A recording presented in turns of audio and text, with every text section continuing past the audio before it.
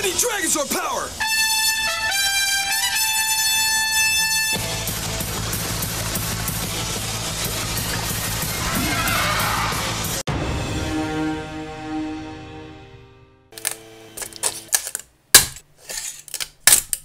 Ako ste se ikada zapitali kako izgleda radni sto nekoga ko konstantno nešto radi, evo vam odgovora. Užasno.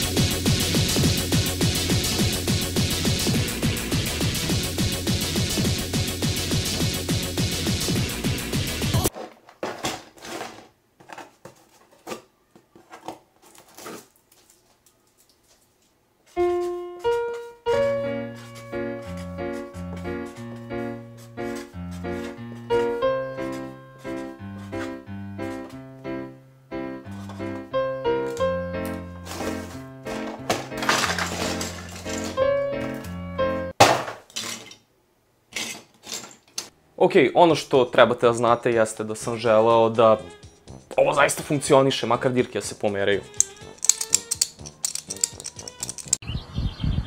Živ je. Tako sam hteo da izmenim neke delove u originalnom fajlu. To je izgledalo ovako.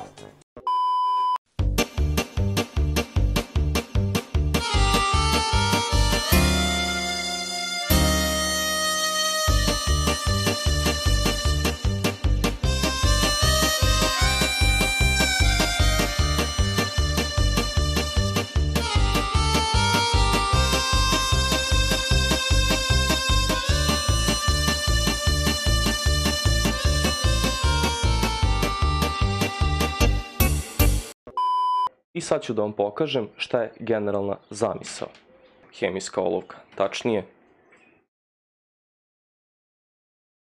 Feder se stavlja ovaj ovde slot koji zajedno sa dirkom ulazi u rupu, prilikom čega sve to poklapa ovaj, da kažem, čep.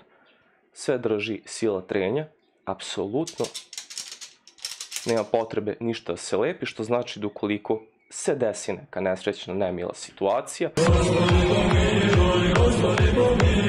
uvek može sve lepo da se rasklopi i taman je olakšavajuća okolnost za farbanje.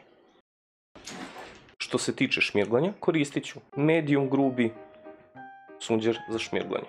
Obično šmirglu stotku i sve ću završiti sa vodenom šmirglom. Otprilike 200.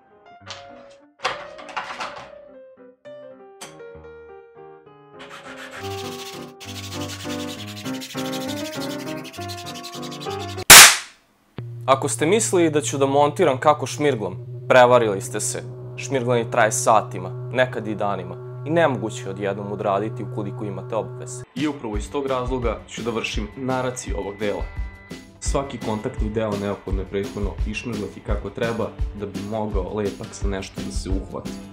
Ono što preporučujem prilikom sklapanja PLA plastike jeste najobičniji tečni super lepak. Što je jeftiniji, to bolje. Što je više kineski, to je bolje. A ova tehnika vam se zove, malo sam zeznuo stvar, nije se dobro zalepilo. Da ja stavim između pa da dune, možda sklizne unutra kako treba. Sad, ovu foru sam pokupio od jednog molera. Ideja jeste ograničiti deo na kojem radiš kako ne bi napravio više posla nego što treba da radiš. Za gletovanje koristim brusni kit za drvo.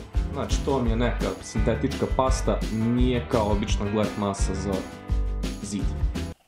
Pošto se glet masa stegla, red je da se dodatno model ispolira i da se sklopi, takođe i da se ofarba, ali sve to zahteva dosta vremena i mislim da bi bilo u redu da se to sve premesti u jednu zasebnu epizodu kako bih vam u detalje pokazao sam proces rada. U novoj epizodi